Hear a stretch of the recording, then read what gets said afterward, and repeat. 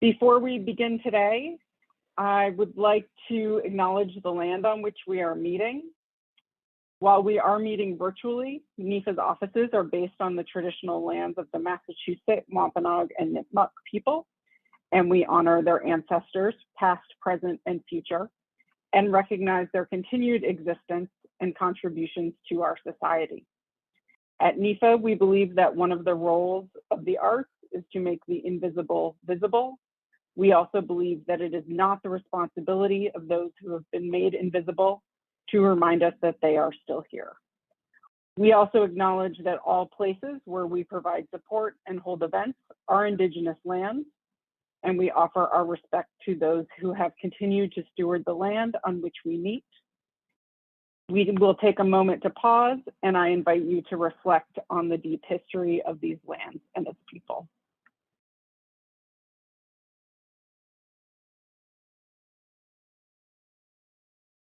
Thank you. So I'd like to formally introduce myself, and we can go to the next slide. I'm Adrienne Petrillo. I'm the Senior Program Director for New England Presenting and Touring here at NEFA. I'm joining you today from Massachusetts, Nipmuc, and Wampanoag lands. And I am joined by my colleague, Fallon. Fallon, if you would like to introduce yourself. Hello all, my name is Fallon Rose Ballard. I use they, them pronouns, and I am the program coordinator for New England Presenting and Touring here at NEFA. I am living on the unceded lands of the Wampanoag, Nahagensett, and Pokanoket peoples in Providence, Rhode Island. Thank you. We are also joined today by our ASL interpreters, Elizabeth Nodolsky and Lisa Gentile. Our agenda for today, we can go to the next slide, is we will do an overview of the New England States Touring, or NEST, grant program. We will also talk about Creative Ground and how that intersects with the NEST program. And we will have time at the end of the session for questions. You are welcome to drop questions into the chat as well, and we'll do our best to either answer them or we may ask you to hold your question to the end and we will address them at that time.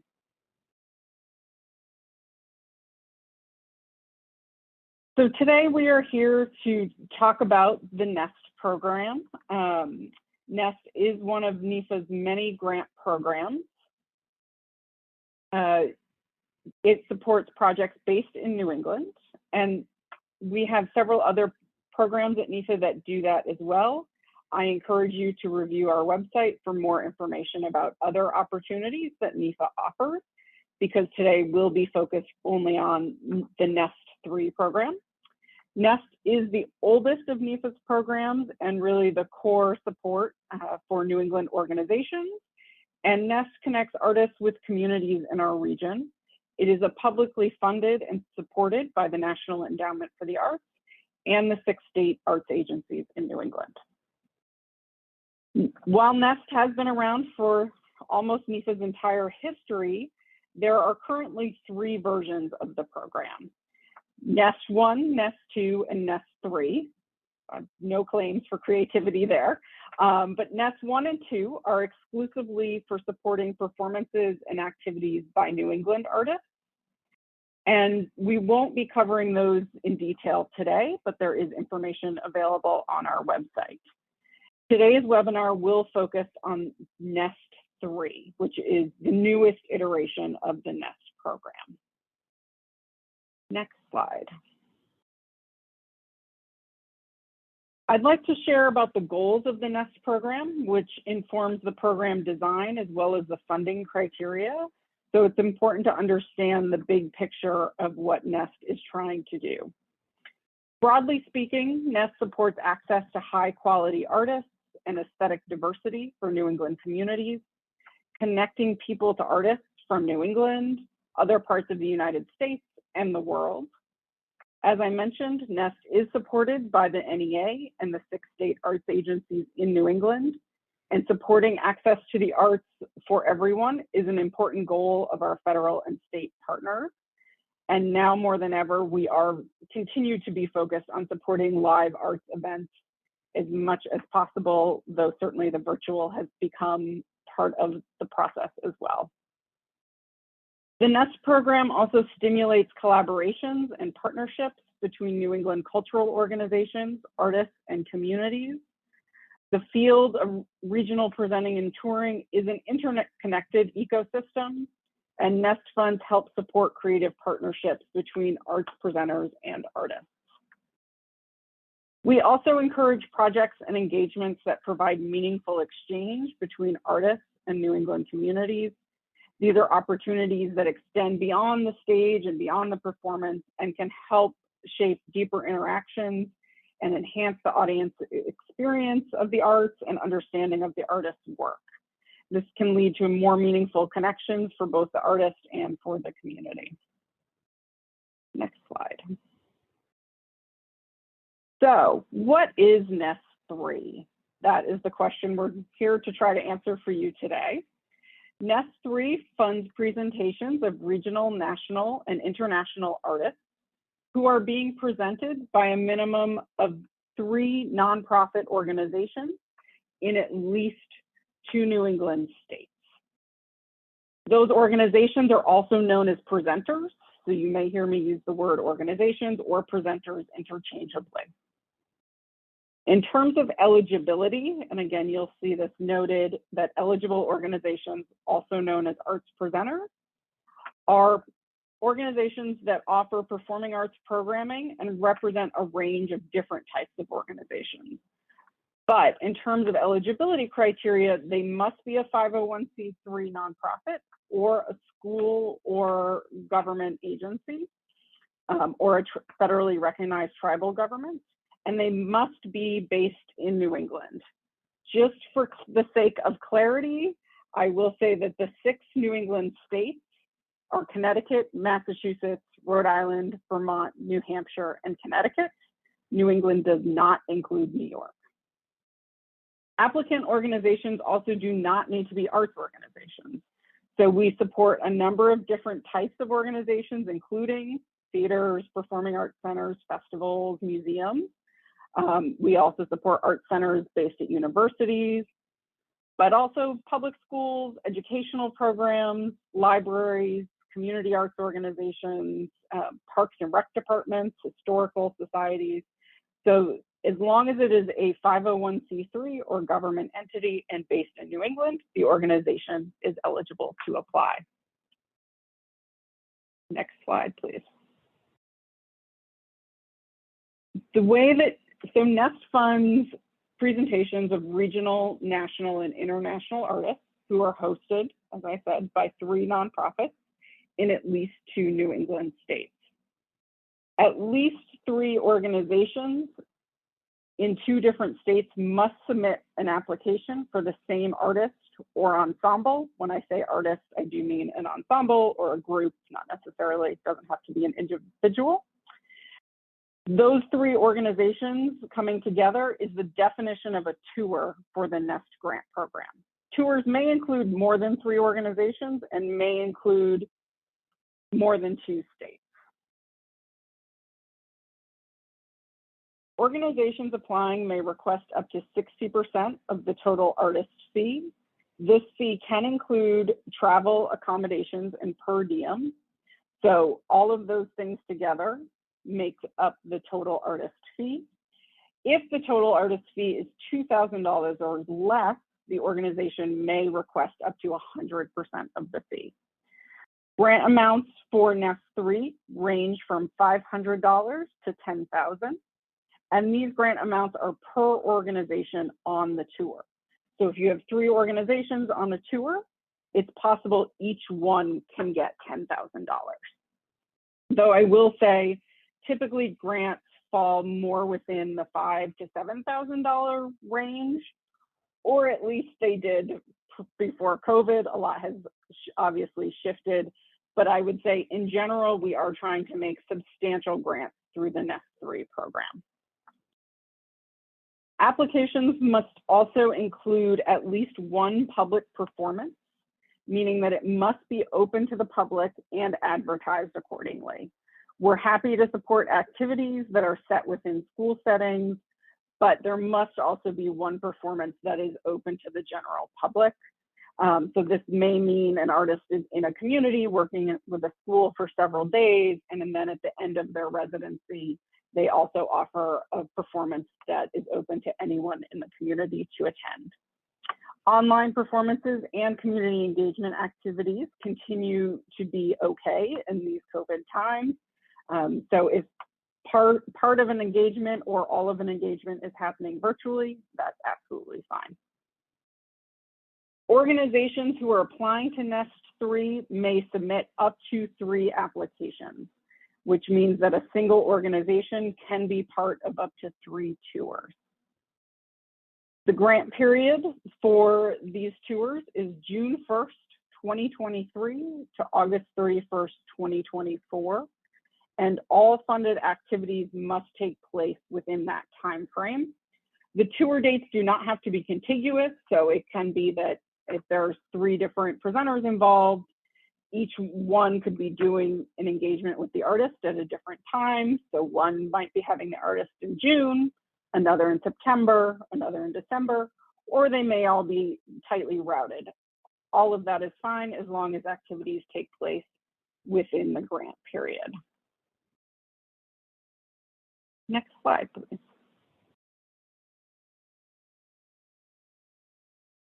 The NEST program does not fund events that are not open to the public and advertised. As I noted, everything must include at least 1 public performance. NEST also does not fund any events outside of New England. It does not fund fundraisers, and by fundraisers, we mean events that have a very high ticket price where the artist who's engaged might just be playing in the background and is not actually the featured performer.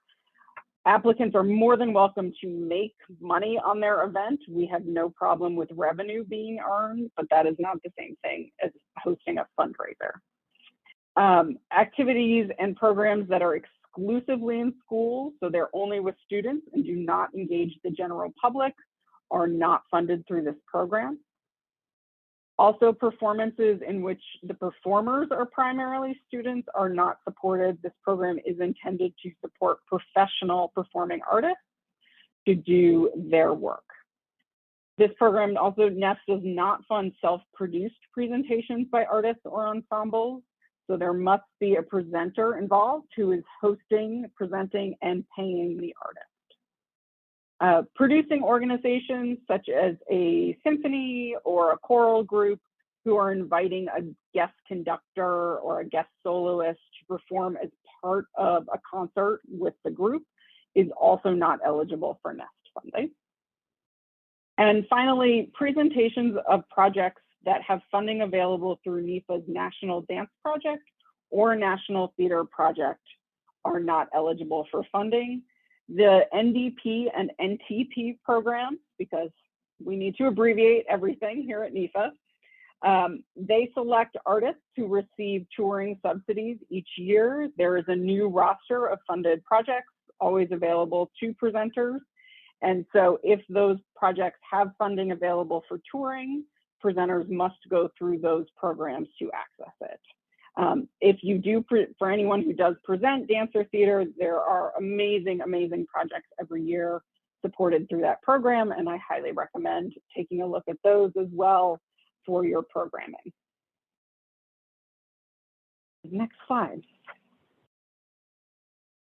So the NEST grants are awarded through a competitive selection process, and the amount of funding is based on the extent to which projects meet this funding criteria. So the funding criteria is really critical to the funding and to the application process.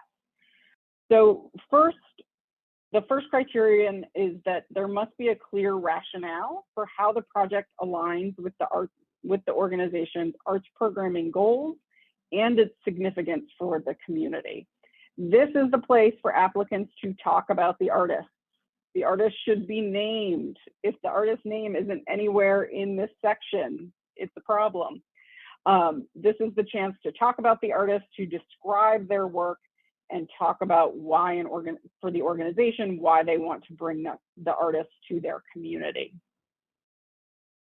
Second is that we look for collaborative planning among tour partners and artists, and the featured artists should be included in that planning as much as possible. This is a great place to be specific about what that planning looks like.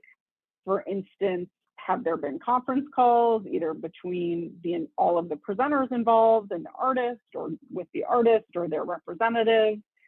Or is there any sharing of resources, marketing materials, educational materials, study guides? You know, we've seen a lot of instances where a organization that has a lot of educational resources has helped to, you know, create educational resources that can then be shared across all of the tour partners. So examples like that are great, and I strongly recommend being as specific as possible. Additional activities beyond the performance that provide opportunities for the artists to meaningfully engage and connect with various sectors of the community are also part of this program. Cross-sector exchange and collaboration are strongly encouraged. Cross-sector meaning arts with non-arts, so arts and healthcare, arts and environment, can be, and you know, arts and science. Anything that's cross-sector is always great to see, and just we're looking for ways that the community has opportunity to engage with the artist and engage with their work. And finally, we are looking for projects that expand access to the arts for all New England communities, including rural and/or Black, Indigenous, or people of color, also known as BIPOC communities. We acknowledge there are structural inequities that have excluded individuals and communities from opportunity based on race, gender, disability, sexual orientation, class, age, language, culture, and geography, and we strive to counter those inequities in our work. I recommend that you take a look at our value statement regarding equity, diversity, inclusion, and accessibility. We also really encourage organizations who are serving rural and/or BIPOC communities to apply to the NEST program. And then we also have one funding priority. So a priority is not weighted quite as strongly as the rest of the criteria, but we are looking for projects that reflect diverse revenue sources. So that's revenue from whether that's admissions, sponsorship, other private foundations, individuals, or government agencies. We know that NEFA cannot be the only source of funding, and we do want to see that there are plans to include other funders in the mix, and a strong mix of revenue is important. The applications which best address the funding criteria are likely to receive funding. The funding amount also depends on how well the application meets the criteria. So in other words, the stronger the application, the higher the grant amount. NEFA staff is also available in advance of the deadline to give you advice, guidance on how to address the criteria. The full application for NEST 3 will not be available until early 2023. However, you can preview narrative questions on our website currently. And if you do that, you will see a direct correlation between the narrative questions and the funding criteria. And here's my insider tip for everybody. If the answer to with one of the narrative questions, you feel like your answer is no or not applicable, that does not make for a strong application. If we ask a question about how you have collaborated with partners, it is because we expect to see collaboration with partners. And that is what we are looking for when we assess these applications. My other advice when answering narrative questions is specificity. The most common feedback we hear from our panelists is that they want more details about the project. And so I recommend taking full advantage of the space that's provided. There are character counts to what you can enter, but I would say please use the amount of space that is there and try to answer with as much specificity as possible. Thank you. And with that, I'm going to turn it to my colleague Fallon, who's going to talk a little bit more about the application and review process. Hello. Next slide, please. Thank you. So approaching the deadline, everyone that is interested in applying should really contact NEFA staff to confirm the project's eligibility. We don't want you spending time on a writing a grant for a project that ultimately winds up being ineligible for funding. Especially so for people who are less familiar to the grant program, first-time applicants. All applicants are responsible for negotiating the terms of the engagement with the artist. That is not a step in the process that NEFA is involved with.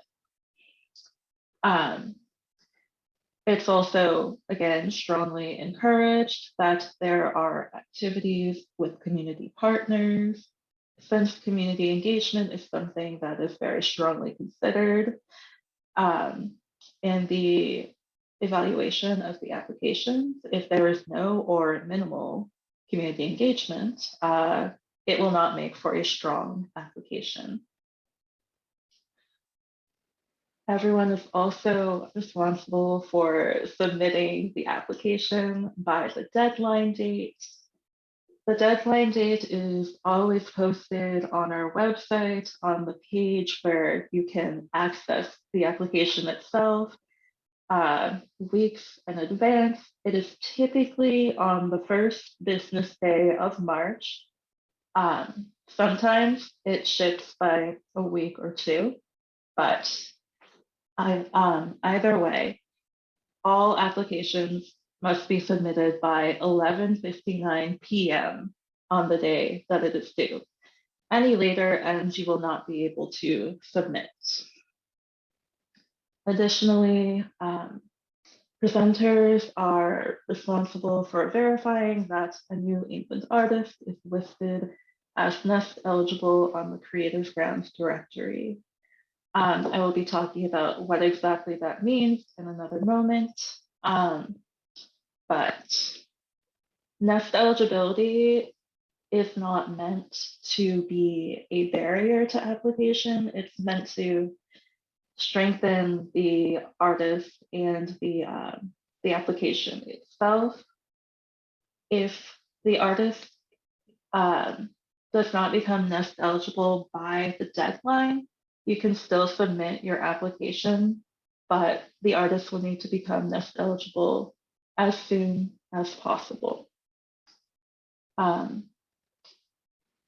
For projects featuring artists based outside of New England, one partner in the tour needs to submit a work sample for the artist.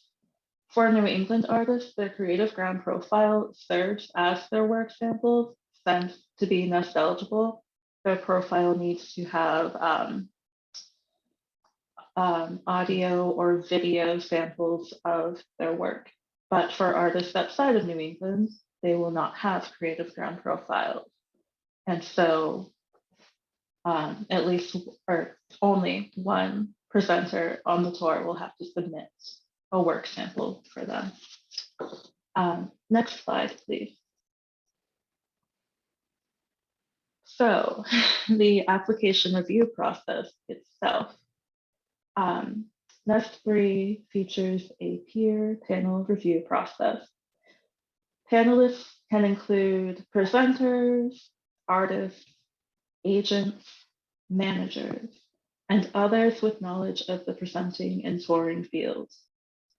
They may be from New England, but many are not, because it can be very difficult to find people in New England who don't have a conflict of interest. We are a small region, after all. The panelists may or may not be familiar with the New England arts landscape. And so you should keep that in mind when you are talking about your artist or community in your application. You should not assume that the panelists will have knowledge about your organization or your city or town. NEFA staff facilitate the panel meeting, and we may supply contextual information when requested, but we do not participate in the review process itself. All final decisions are made by the panel. Applicants will be notified of funding decisions in early May. We realize that this timing is challenging for organizations that do presenting in the summer, starting in June. And so that's another thing to be aware of if you are considering applying. And it is also why the grant period, the time during which all activities must take place, includes 2 summers, 2023 and 2024. With all of our grant programs, we offer panel feedback once the process has concluded. Whether or not your application was funded, it's never a bad idea to get feedback and learn about what was done well or what might be improved upon. NEFA grants are generally paid as reimbursement grants. So if you are awarded a grant, you won't actually get the money until all activities have taken place. You've submitted your grantee report, and it has been reviewed to make sure that all necessary components are there and approved for funding. If needed, we can make partial payments in advance on a case-by-case basis. Next slide, please. So Creative Ground and other NEFA resources. In the past 2 slides, I have referenced Creative Ground. It's a very useful tool that we have here in New England. We keep mentioning how you're going to need touring partners throughout New England, and you might be wondering, how do I find those partners? Creative Ground is an excellent tool to do that. It's a robust directory of New England's artists and cultural organizations. All NEST applicant organizations must themselves maintain an updated profile in the Creative Ground directory for their cultural nonprofits. And a NEST eligible artist profile is required for projects featuring New England-based artists. You are able to search Creative Ground in a variety of ways, and you can filter by things like organization type, artistic discipline, geography, etc. You can use Creative Ground to find NEST eligible artists and to find touring partners. As a reminder, only artists and organizations that are based in New England may create profiles on Creative Ground. Another resource that is available to you is NEFA's annual Idea Swap. The Idea Swap is an annual gathering of New England arts presenters, cultural organizers, and artists for networking and sharing touring project ideas. Last year, due to the pandemic, we held Idea Swap virtually over 2 days. But we are happy to say that this year we will be returning to an in-person event, which will happen on November 2nd, 2022, in our usual venue, Mechanics Hall in Worcester, Massachusetts. Organizations that are based in New England are encouraged to attend Idea Swap to learn more about the potential tours that people are looking to put together, and to find touring partners that they might collaborate with. And with that, I will pass it on to Adrian again. Thank you, Fallon. We can go to the next slide, which actually wraps up our presentation. So it is always important to thank your funders. So I do want to give another shout out to our partners at the National Endowment for the Arts, as well as the 6 New England state arts agencies. They are critical to the work that we do here in New England.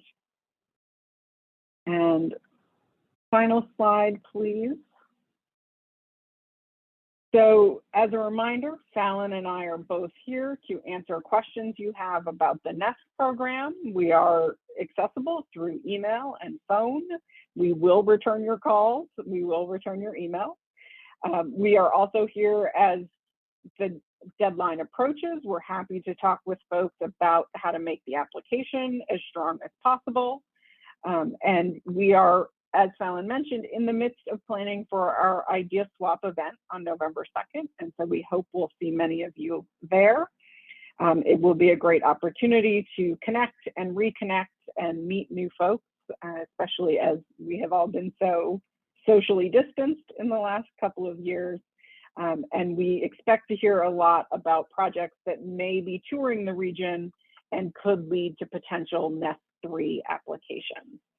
If you are new to the NEST program or NEFA's work in general, we always encourage you to call us before you submit an application. And so we can verify that your project does meet eligibility and guide you in any way that might help with your application.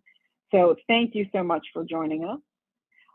I do see we have a question in the chat, and folks are welcome to put questions into the chat or use the raise hand feature in Zoom. So the question is, how is Idea Swap the same or different from WA Arts Midwest and other regional conferences? Is it basically a New England version of one of these booking conferences, as the others have been known? So I would say Idea Swap, yes and no. It is not quite a booking conference. We try to be clear on that. It's a much smaller scale than some of those other regional conferences. It's usually, I think this year with some capacity limits, we'll be at about 200 people. And it's just for one day. And it's really a networking and relationship building event. So there's lots of opportunity for presenters to talk to presenters, for presenters to talk to artists, for artists to talk to other artists. But it really is the start of conversations. And so our hope is that folks will gather in November and talk and meet, and some of those folks may reconnect at the APAP conference that happens in January in New York. And there will be more conversation, and then that may lead to some NEST 3 applications in March. But we also hope people meet at Idea Swap and that they're still talking to each other 3 years from now. And that is something we have seen. We have folks who come to Idea Swap every year. And it's about learning about artists and learning about projects that might be touring the region. But really, it's about networking and trying to build those relationships. So any other questions? If you have a question and you want to come off mute and ask your question, you're welcome to do that.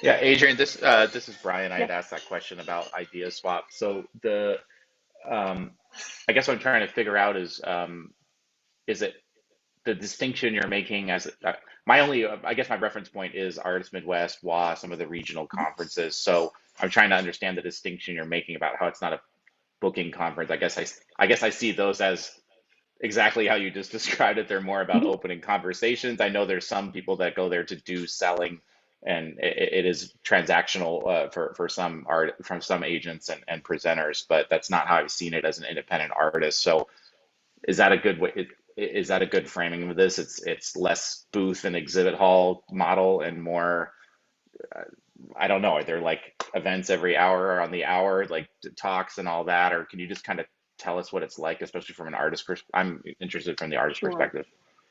Sure, absolutely. Those are great questions.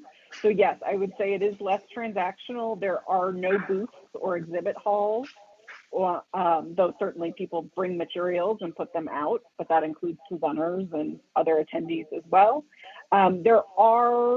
There is project sharing, which could also be called project pitching, but it is done in a very specific format, and that pitching comes both from artists, but also presenters who are talking about artists that they want to bring to their community.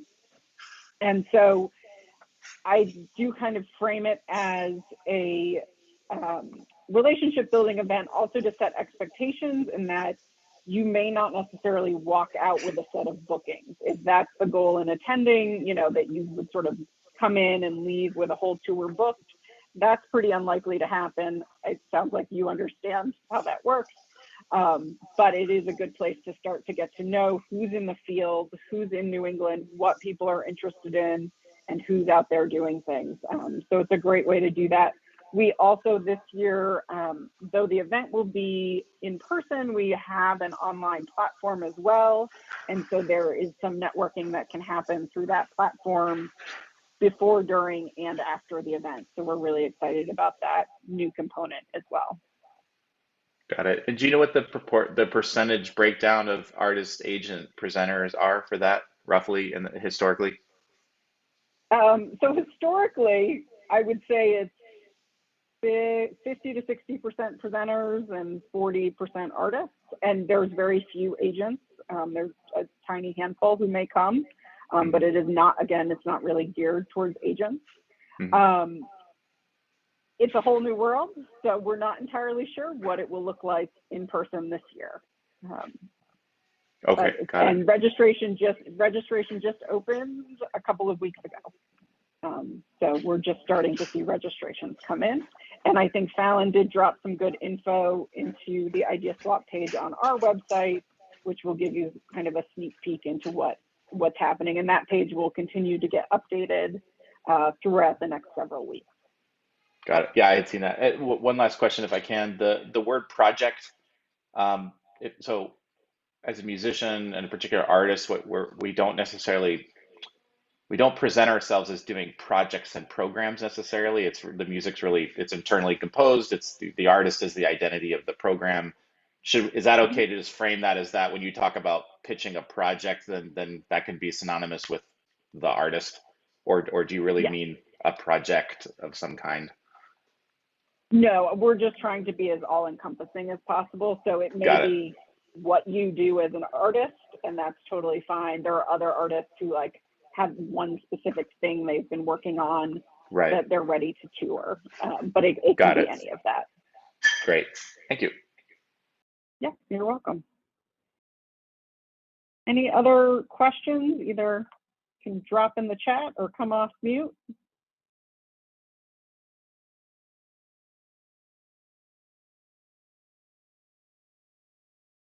Okay, well, we thank you so much for joining us today. I also want to thank my NIFA colleagues who are helping us behind the scenes, Michelle Daly and Leilani Ricardo, and another thank you to our ASL interpreters. We appreciate your work here today. As we said at the beginning, this session has been recorded and it will be available on NIFA's website probably in another week or so. And you're welcome to revisit it. And please do feel free to call or email us with any questions. Thank you for joining us today.